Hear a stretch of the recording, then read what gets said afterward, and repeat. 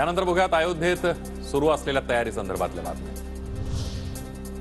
अयोध्येमध्ये राम जन्मभूमी मंदिराच्या लोकार्पणाची तयारी भव्य अभिषेकापूर्वी विविध प्रकारच्या किचन ठरतायत आकर्षक। उत्तर प्रदेशचे मुख्यमंत्री योगी आदित्यनाथ यांनी राम मंदिर परिसराची केली पाहणी, घेतला आढावा। अयोध्येत राम मंदिर लोकार्पणाची तयारी अंतिम टप्प्यात, चौकाचं सुशोभीकरण केलं जात आहे। लता मंगेशकर चौक, चुडामणी चौराहा, जटायू प्रतिमा, सूर्यस्तंभाची प्रतिकृती बनवली आहे।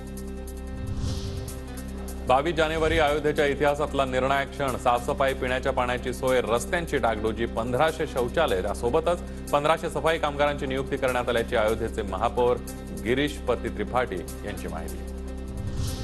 30 डिसेंबरला पंतप्रधानांच्या हस्ते अयोध्या आंतरराष्ट्रीय विमानतळाचं होणार उद्घाटन। राम मंदिर उद्घाटनादिवशी अयोध्या विमानतळावर 100 विमानं उतरणार, रेल्वे स्थानकांचंही लोकार्पण होणार।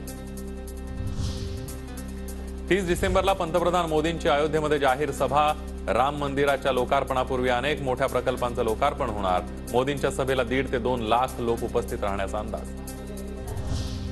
अयोध्येमध्ये प्राणप्रतिष्ठेच्या दिवशी 22 जानेवारीला ड्युटी पास, निमंत्रण पत्र असणाऱ्यांनाच थांबता येणार। हॉटेल, धर्मशाळांमधील ॲडव्हान्स बुकिंग रद्द होण्याची शक्यता। व्हीव्हीआयपी सुरक्षेच्या कारणास्तव अनेक बुकिंग रद्द होण्याची शक्यता।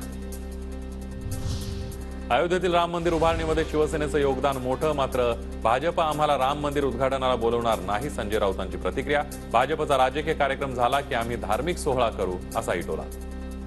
अयोध्येत राम मंदिर उभारण्यात शिवसेनेचं योगदान फार मोठं आहे। ज्यांचं योगदान आहे त्यांना ते सन्मानानं कधीच बोलवणार नाही। त्यांचा राजकीय सोहळा होऊन जाऊ द्या, मग आम्ही धार्मिक उत्सव जाऊन करू।